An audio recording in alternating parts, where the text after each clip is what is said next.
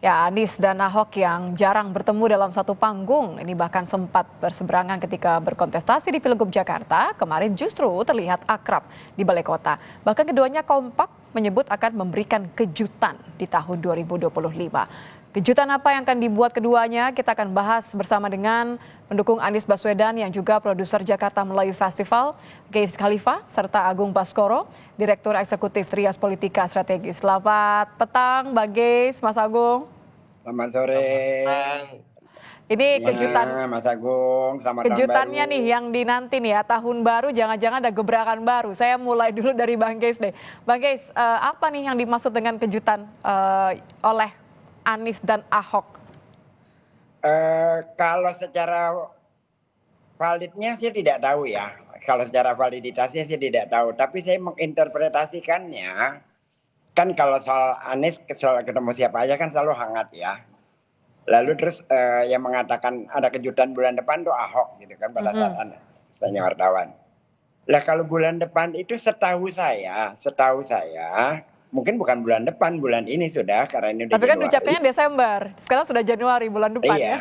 Lah Pak Anies itu rencananya kan mau launching ormas Oke. di bulan-bulan ini. Mungkin ya, ini mungkin dugaan saya. Mungkin kalimatnya Pak Ahok, Nis gue masuk ormas lo dong supaya gue bisa ikut bantu-bantu. Mungkin kira-kira kayak gitu interpretasi saya. Oke. Mas Agung sudah mulai tersenyum-senyum nih. Jangan-jangan bisikannya sama. Informasi yang beredar gimana Mas Agung? Jangan-jangan betul tadi timelinenya cocok. Mau bikin ormas, ketemu Ahok dulu. Dalam konteks apa nih bantuannya Ahok nanti? Iya, saya kira ada banyak yang bisa disinergiskan, Mbak Nitya. Cuman yang jelas kalau bicara Mas Anies sama Pak Ahok ini kan secara personal memang akhir-akhir ini begitu akrab, mesra, dan intim ya. Pasca Jakarta menyala, Bang Ges ya. Jadi Ya. semua hal bisa saja dikolaborasikan, apalagi dalam tanda petik punya semacam common sense dan common enemy yang sama, Mbak Nitya. Ya, apakah itu atas nama dalam tanda petik kekuasaan ya, dan ini berada di seberang di sana seperti itu, sehingga memang ketika mereka bersama otomatis ada banyak hal bisa dikerjakan, ada banyak hal bisa dikolaborasikan, dan itu semua masuk di akal ya, make a sense gitu. Jadi apakah dalam bentuk ormas, apakah di PDIP, apakah bisa dalam bentuk ya person by person activities gitu. Jadi yang jelas saya kira sangat dinantilah kejutannya apa, dan bayangkan Anies dan Ahok gabung itu gokil banget pasti. Kan kalau melihat latar belakangnya Anies dan Ahok, kayaknya nggak mungkin kalau cuma sekedar gerakan ya. Artinya kan ini seperti rencana jangka panjang. Anda melihatnya begitu nggak?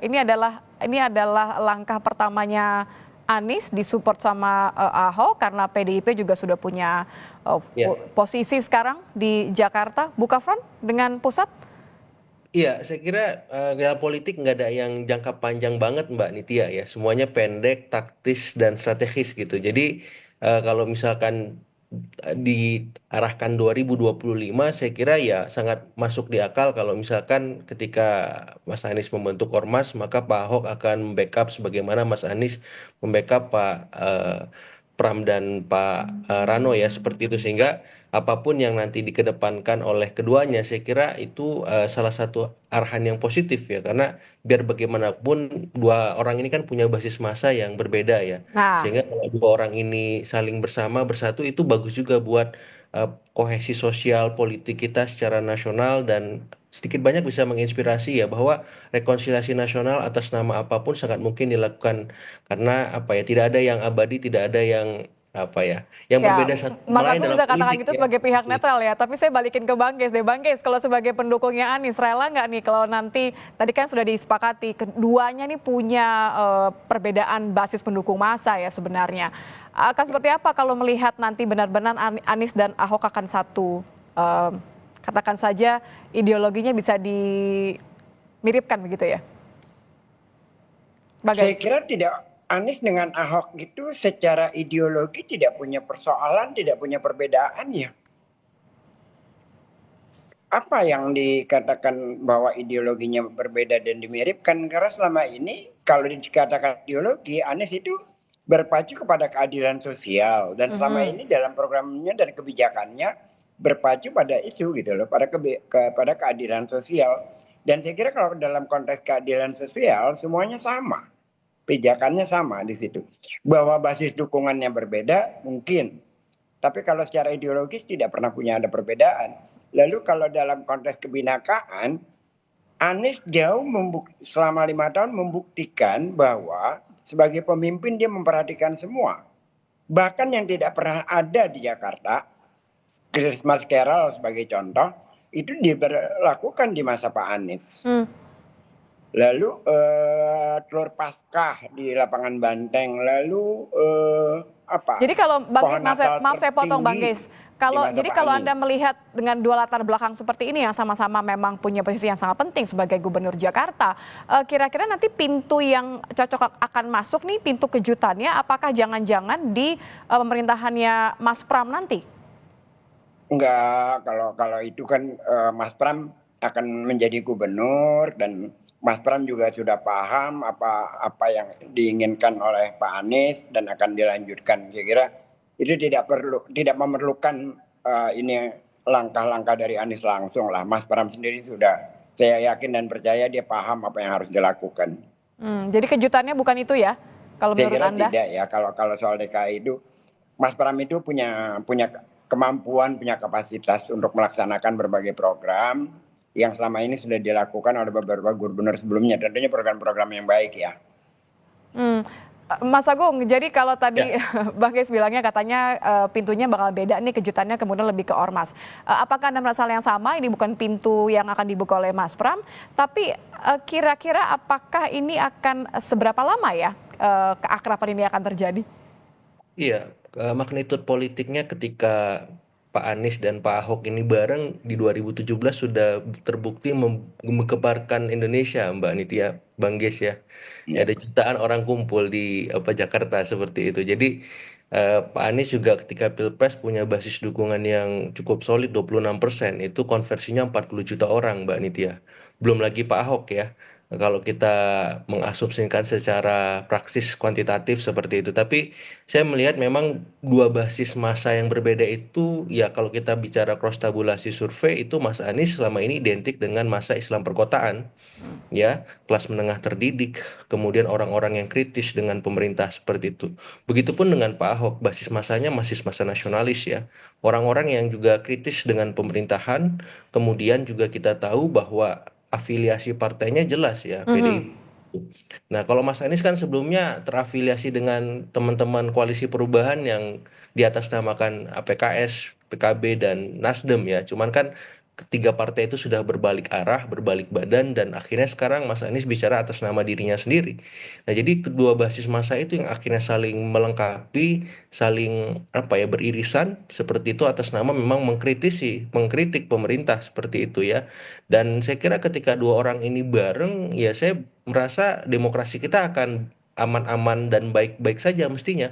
Kalau Karena melihat Mas Agung, maaf saya potong. Kalau ya, melihat tadi karakternya Mas Anies yang memang berkesan untuk mengkritisi pemerintah, kalau nanti dua-duanya kompak, apakah ini ada justru malah tendensi membuat renggang antara yang didukung oleh Anies sekarang, gitu ya, melihat keakraban dengan Ahok dengan pemerintah pusat? Justru saya lihat ini dalam konstruksi yang luas, Mbak Nitya ya. Jadi politik kita secara nasional justru. Jadi ketika bicara Anies dan Ahok ini magnitudenya bukan hanya Jakarta, tapi juga Indonesia seperti itu ya. Jadi ketika mereka bareng otomatis banyak hal-hal positif yang bisa dikolaborasikan, utamanya tadi ya, menjalankan peran-peran check and balances. Kita tidak lagi merujuk atas nama partai, tapi bisa juga tadi ormas misalkan, pribadi-pribadi atas nama keduanya ya, Anies dan Ahok seperti itu, karena basis massa mereka punya dalam terpetik loyalis yang tulen ya Bang Geis ya, anak Aba dan Ahokers ini kan luar biasa ini. Kebayangkan kalau duanya berkolaborasi, kalau bahasa anak milenial ujung 90-an itu fusion ya, jadi bahasa Dragon Ball Mbak Nitya ya, itu join gabung. Bayangkan fusion politik itu energinya sangat besar. Super saya berapa itu ya? Anak Aba dan Ahoker bareng seperti itu dalam konteks bicara konstruksi politik nasional. Nah, saya berharap ini bisa diarahkan secara positif, sinergis gitu, supaya apa? Supaya ya politik kita, demokrasi kita, dan hal-hal positif tentang pemerintahan ke depan itu masih bisa terlaksana ya, karena memang kita konstruksi sistem kita kan mayoritas hari ini didominasi oleh koalisi pemerintah ya, dan koalisi di luar pemerintah itu kesepian tuh PDIP-nya, dan kalau misalkan di situ ada Pak Ahok, Pak Anies dan bapak-bapak yang lain aktif juga membantu Jadi teman-teman justru ini PDIP. malah bisa mengisi demokrasi begitu ya? Sepakat Persis nggak? sekali. Sepakat nggak Bang Geis? Kalau justru malah kolaborasi ini, meskipun tadi lagi-lagi ya, Anda mengatakan ideologinya tidak pernah berbeda, hanya masa pendukungnya saja yang berbeda. Kalau betul nanti ada kolaborasi dalam bentuk apapun kejutannya, Anda melihat bahwa ini adalah sesuatu yang baik. Sangat baik, sangat positif ke depannya ya. Karena kolaborasi semacam ini kan penting ya. Yang kedua, saya kira kita harus menarik batas terhadap kekuasaan yang semena-mena gitu. Kan itu harus jelas batasnya. Jangan seperti periode kemarin, partai-partai politik tidak punya batas menjadi semacam operator daripada kekuasaan yang akhirnya merusak sendi-sendi bernegara. Nah, mungkin dengan individu-individu semacam Pak Anies dan Pak Ahok ini menjadi lebih kuat demokrasi kita ke depan. Karena kemarin itu hampir kita luluh lantak dengan kondisi yang menjelang Pilpres.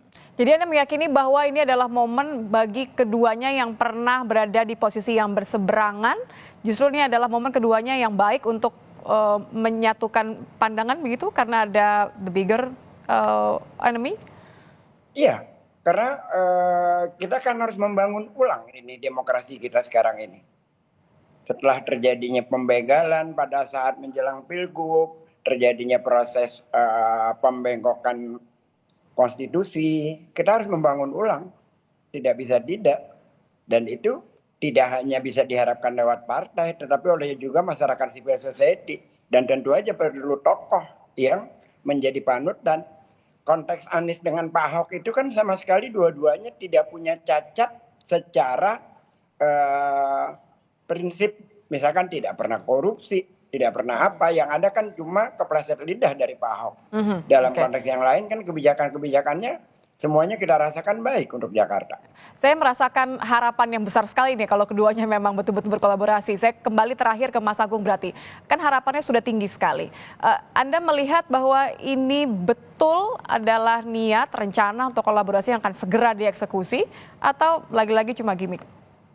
Ya, kalau eksekusinya sudah nampak nyata ketika Pilkada Jakarta kemarin, Mbak Nitya ya. Pak Pram dan Pak Rano menang seperti itu, dan itu luar biasa gitu, mempengaruhi konstelasi politik kita baik secara regional maupun nasional. Nah, kalau misalkan mereka ingin melakukan sesuatu yang lebih, saya kira dalam jangka pendek itu sangat mungkin ya dalam arahan ormas seperti itu, dan kalau misalkan arahannya partai kan sudah ada PDIP gitu, dan dalam beberapa waktu terakhir juga keduanya juga turut serta ya merespon banyak isu-isu yang sifatnya strategis ya, apakah soal PPN, apakah soal pilkada tak langsung, apakah soal-soal yang sifatnya lebih sensitif ya terkait dalam tanda petik semi pengampunan koruptor seperti itu. Jadi saya melihat arahan-arahan strategis taktis jangka pendek itu sebenarnya sudah dilakukan, tapi kalau dimuarakan dalam sebuah institusi, apakah Ya, ormas, itu akan lebih jauh, lebih maksimal, akan impactful lebih ya.